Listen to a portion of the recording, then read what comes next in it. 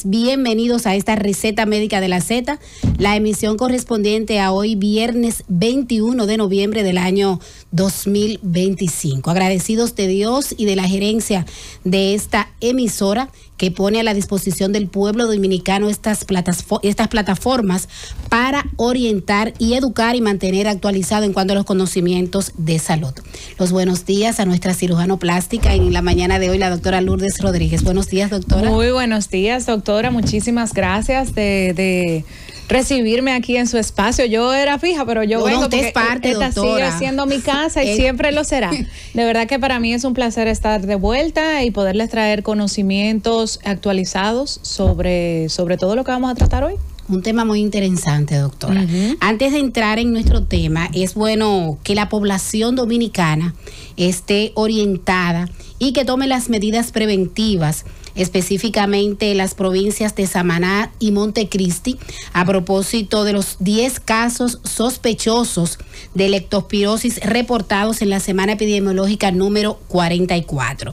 Es importante saber que el Ministerio de Salud Pública está llamando a tomar medidas a evitar entrar en aguas contaminadas, a propósito de que en lo que va de año se presentan 3 muertes y ya se suman a 12 en total.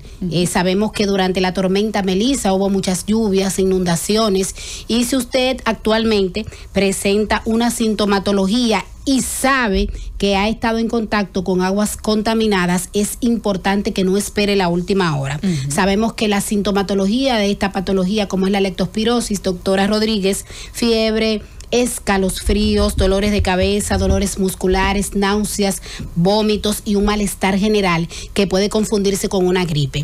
Si usted sabe que tuvo en contacto con agua contaminada, que en esas provincias usted estuvo en contacto con un animal, en este caso, y no se puso las medidas preventivas, no se puso guante, no anduvo con botas, entonces es importante que acuda a un profesional de la salud, que vaya a la emergencia y que no se quede en su casa. El Ministerio de Salud Pública llama a estas personas a estar en alerta y usted mismo a cuidarse, porque no solamente son las autoridades, sino también usted desde su hogar, desde su casa, doctora, debe de estar alerta a esto. Así mismo, es correcto. Realmente la leptospirosis, tú sabes que es una enfermedad que tú la puedes contraer en tu propia casa, o sea, por ejemplo, con una lata. Nosotros los dominicanos que tenemos mucho la costumbre de cocinar con latas, a veces las habichuelas en lata, que si el maíz, que si los guandules en lata, hasta una Coca-Cola, un refresco, cualquier cosa, y no, muchas veces ni lo limpiamos, o sea, lo cogemos del supermercado así mismo y así mismo lo consumimos. Hay que tener mucho cuidado porque esa es una de las formas también muy comunes de transmisión,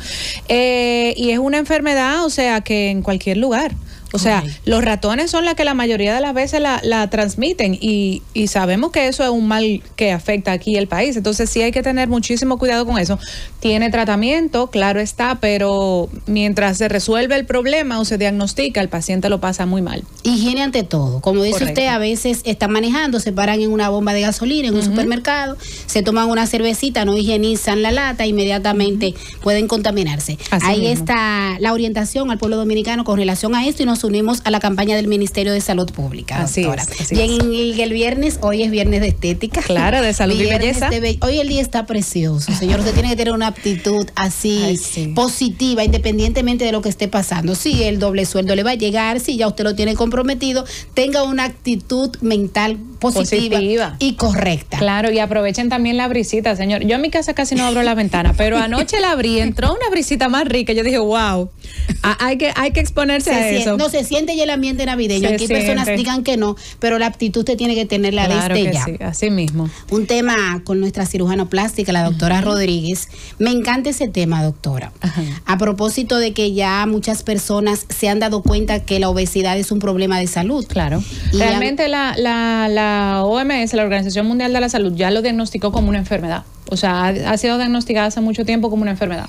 Tú sabes que yo quise traer más este tema porque, aparte de que cada vez, como usted dice, se está concientizando más sobre... Porque la obesidad no es solamente usted estar fuera de forma, o sea, usted tener algunas libras de más, sino es todo lo que te puede acarrear de eso. O sea, de entre las comorbidades agregadas, como la diabetes, como la hipertensión, la hipercolesterolemia, o sea, muchísimas enfermedades que se pueden acarrear por usted estar arriba del peso. Entonces, cada vez se está concientizando más, cada vez las personas están más conscientes de los alimentos. Doctora, la autoestima. Claro, no, eso es lo de menos, pero eso también es importante, eso influye muchísimo.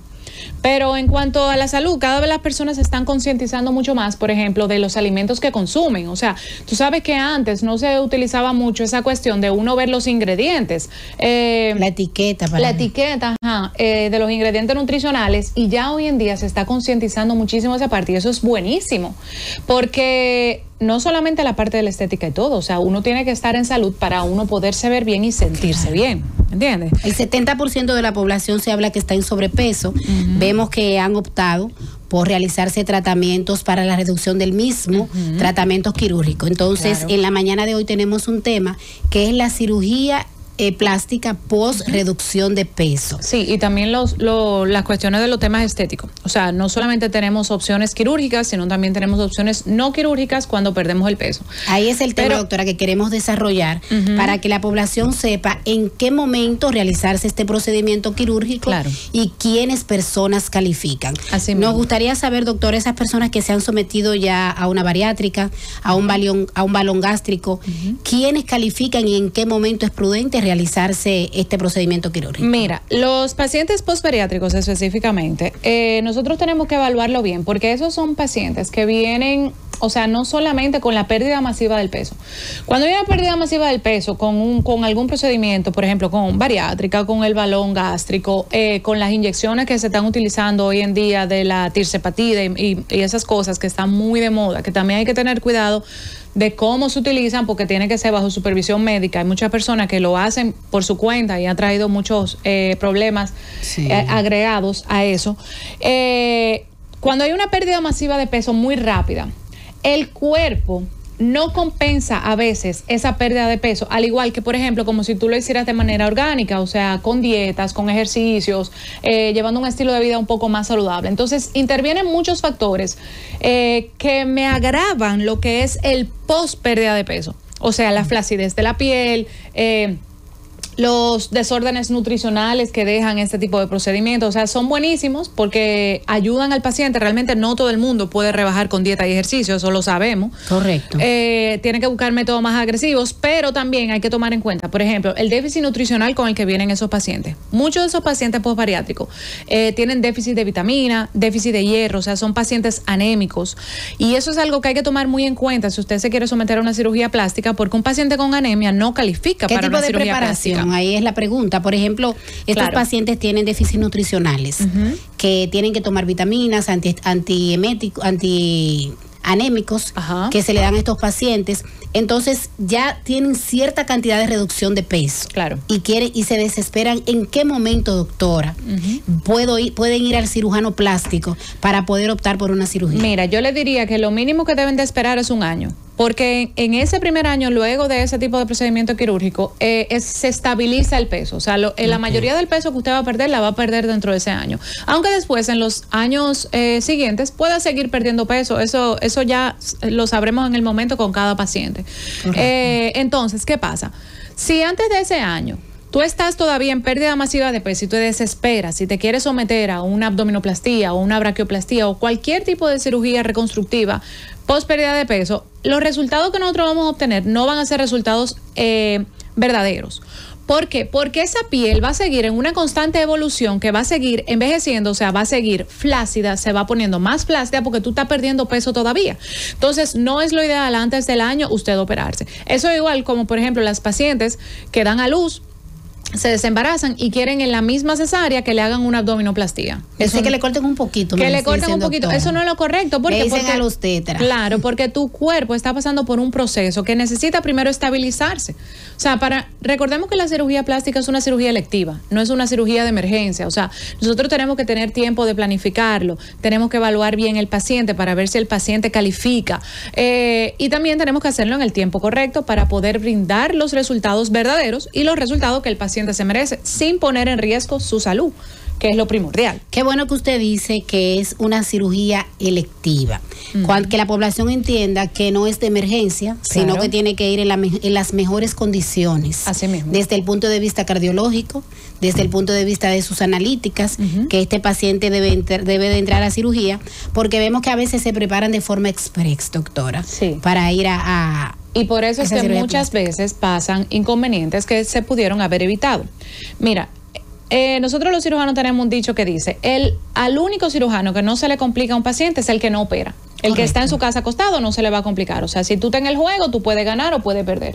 Ahora, la diferencia es que si pasase algún tipo de complicación, es muy diferente con una paciente que se agotaron todos los recursos para que todo saliera bien. O sea, se le hicieron sus exámenes preoperatorios, sus evaluaciones pertinentes, y era una paciente que realmente calificaba y estaba en el tiempo correcto, no solamente físico, sino también emocional y mental, que vamos a hablar un poquito adelante sobre eso, para realizarse su cirugía. Eso es una cosa. Otra cosa es que por usted andar de rápido o porque la paciente le metió presión o porque usted quería por X o por Y, se hizo una cirugía que realmente no estaba indicada.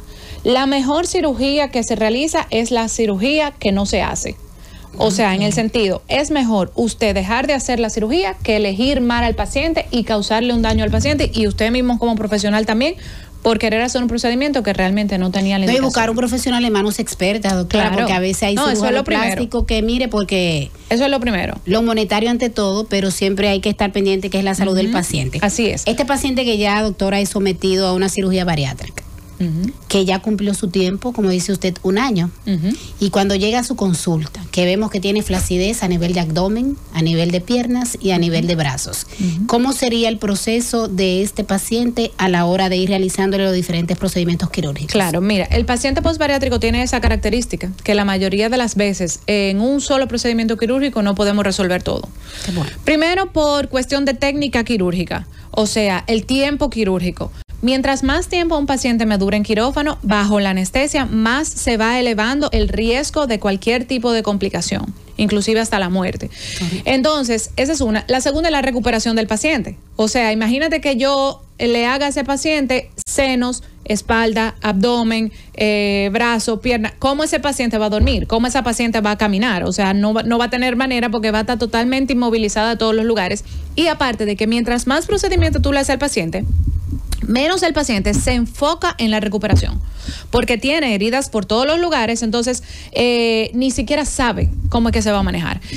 Yo diría que primero luego de que hacemos una evaluación clínica buena con el paciente, una buena historia clínica, el paciente tenemos que definir entre los dos, ¿qué es lo que más te está incomodando? O sea, si tú tienes indicación de hacerte todo, porque rebajaste de 200 libras. Los brazos, las piernas, a veces la cara, doctora, primero tenemos todo. que elegir 2 procedimientos grandes que más te incomoden. Por ejemplo, puede ser la mama y el abdomen, o pueden ser los brazos y el abdomen. Todo va a depender de qué te moleste. Luego intervengo yo, obviamente, diciéndole, bueno, mira, a ti te incomoda mucho el abdomen, pero a mi parecer yo creo que los senos necesitan más atención, y nosotros llegamos a un acuerdo, pero no se deberían de realizar más de 2 procedimientos grandes en una sola cirugía y uno complementario. Complementario puede ser, por ejemplo, liposucción de papada, o tal vez una blefaroplastia solamente superior, o tal vez una lipo de entrepierna, o sea, algo que sea pequeño. Ya los procedimientos grandes, no más de 2 en un solo tiempo quirúrgico. Ahí, luego de 6 meses, se puede reevaluar nuevamente al paciente para ver entonces cómo nosotros seguimos la secuencia quirúrgica para ya terminar de arreglar lo que falte. Entonces, mira, es importante que las personas sepan que la pérdida de peso es solamente la mitad del camino. Porque la gente se enfoca, ay, que estoy gorda, que tengo que rebajar. Luego viene ya la segunda parte, que es la parte reconstructiva, que ahí entra la parte de la autoestima, lo que usted mencionaba. Porque, por ejemplo, el paciente rebaja, por fin. Claro, que cuando las personas lo logré, que tenían 300 libras y llegan a 150. Cuando se ven en el espejo, la depresión no se reconoce. Afecta. Dice, pero ese no soy yo. Y cuando las personas lo ven, le dicen, ay, pero te estás mayor. Así mismo. Estás acabado. Así mismo. Entonces, es este proceso de esta cirugía, doctora. Es un proceso. Comencemos con el abdomen. Mira, déjame decirte algo antes de eso. Tú sabes que la parte psicológica interviene mucho en el área donde yo me desarrollo. Porque aparte de que tenemos muchísimos trastornos psicológicos donde las personas no se ven de la manera que realmente el ambiente, la sociedad lo ve, que eso es lo primero que hay que tener cuidado, que si un paciente tiene trastorno dismórfico corporal o no. También está la parte donde cuando tú rebajas muy rápido, pierdes muy rápido el peso, la parte psicológica, la parte emocional tuya no acompaña esa pérdida de peso. Al igual que como la piel se te pone flácida de un mes para otro, porque bajaste 50 libras en un mes, así mismo la parte emocional, o sea, el cambio es tan rápido que a tu cuerpo, a tu mente no le da tiempo a acompañar lo que está sucediendo. Entonces, esa parte nosotros tenemos que tratarla mucho con psicología. O sea, hay que determinar, por ejemplo, cuando el paciente tiene depresión, cuando el paciente tiene ansiedad por la pérdida de peso, cuando el paciente, o sea, puede tener cualquier tipo de trastorno psicológico que me pueda interferir a mí en el preoperatorio, o sea, en yo preparar a la paciente, y en el postoperatorio, que es lo más importante, porque yo necesito que una paciente que se vaya a hacer una cirugía esté equilibrada en todo el sentido de su palabra. Yo no quiero que tú llegues a mi consultorio, no es lo ideal que tú llegues a mi consultorio, por ejemplo, en medio de un divorcio. ¿Por qué? Porque eso te va a poner mal emocionalmente. Entonces, ¿qué pasa? No, doctora, pero a veces cuando la mujer está en divorcio quiere ponerse muñeca para claro que vea que sí, claro que sí, pero la paciente tiene que saber que tiene que ser por las razones correctas, tiene que ser por ella misma, para darse un valor. Claro, no porque ella crea que con eso ella va a recuperar a su esposo o que algo va a cambiar en su vida, por eso. O sea, tiene que ser por las razones correctas para que la paciente pueda abrazar su procedimiento, o sea, su postoperatorio, el proceso que ella va a pasar, porque es un proceso, una cirugía plástica, un proceso. En medio de una depresión, para que la población entienda, no es recomendable un procedimiento quirúrgico. Tenemos que tratarlo con psicología o con psiquiatría. Correcto. Porque aunque tú sufras de depresión, hay pacientes que sufren de depresión crónica que sí se pueden operar, pero tienen que estar equilibradas, o tienen que estar tomando su medicamento, o con acompañamiento psicológico o psiquiátrico. ¿Por qué? Porque un paciente depresivo es un paciente que no ve la vida con positivismo, a veces no, la mayoría de las veces. Entonces, por ejemplo, puede ser que tiene un alto porcentaje de no quedar satisfecho en el postoperatorio.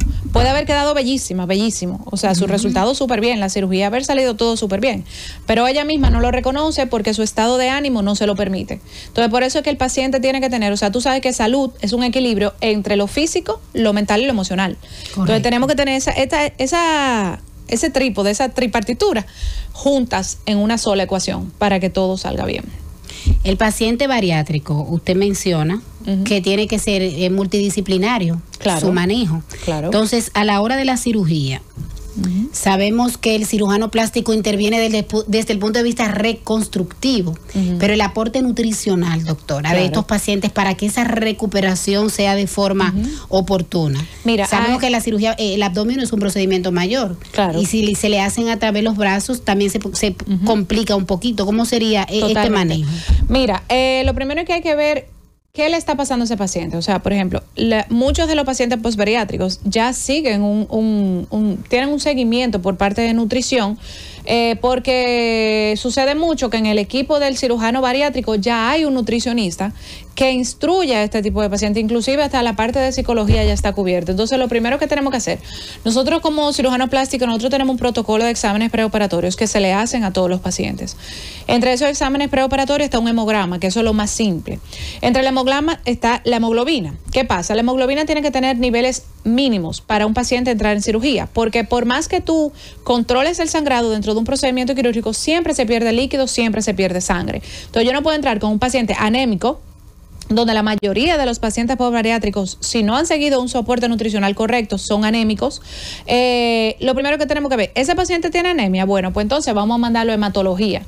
Vamos a mejorar la cuestión de la dieta de ese paciente, que sea una dieta alta en proteína. Tú sabes que el paciente postbariátrico tiene la característica que el estómago, como está reducido, no puede alimentarse correctamente como tal vez lo haría otra persona. Entonces vamos a elegir inteligentemente los alimentos que ese paciente va a comer, porque si no te puedes comer una libra de hígado, de carne roja, bueno, pues vamos a darte un cuarto, pero vamos a darte una bichuelita negra, una tacita, ¿entiendes? Entonces eso más o menos uno le va buscando la vuelta.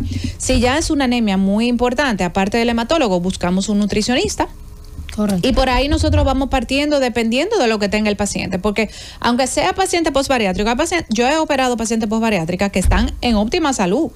que no son anémicas, que no tienen ningún déficit nutricional. Que llevan un buen régimen alimenticio. Claro, que llevan un buen régimen alimenticio, que son pacientes que hacen ejercicios, que inclusive perdiendo muchas libras, el tipo de flacidez, o sea, el grado de flacidez que tienen no es tan masivo como para tener que hacerle todos los procedimientos en su cuerpo, ¿entiendes? O sea, hay pacientes y hay pacientes. Hay pacientes disciplinados, hay pacientes no tan disciplinados, pero uno como profesional va guiando al paciente hacia donde tiene que ir.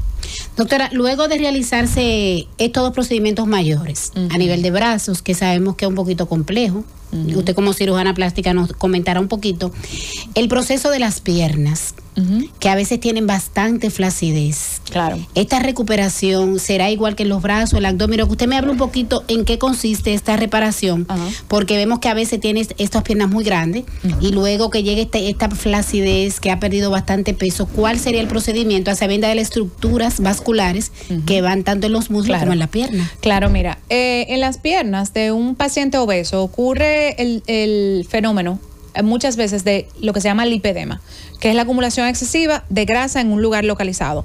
Por ejemplo, ¿dónde ocurre mucho eso? En lo que nosotros, bueno, en Brasil se llama culochi, que es la parte externa de los muslos, aquí, la que está justamente por debajo de la cadera, que la tienen muy ensanchada. ¿Cómo eso se resuelve? Por ejemplo, esa parte la podemos resolver con una liposucción.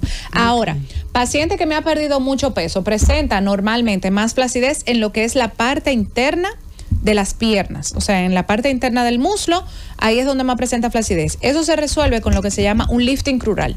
El lifting crural es tipo como si fuera una abdominoplastía, una braquioplastía, que nosotros cortamos piel en la parte interna de los muslos. Entonces, ¿qué pasa? Esa cirugía, al igual que los brazos, hay que tener mucho cuidado. A mí no, se puede combinar con otros procedimientos, pero es bueno que educar bien al paciente, porque ¿qué pasa?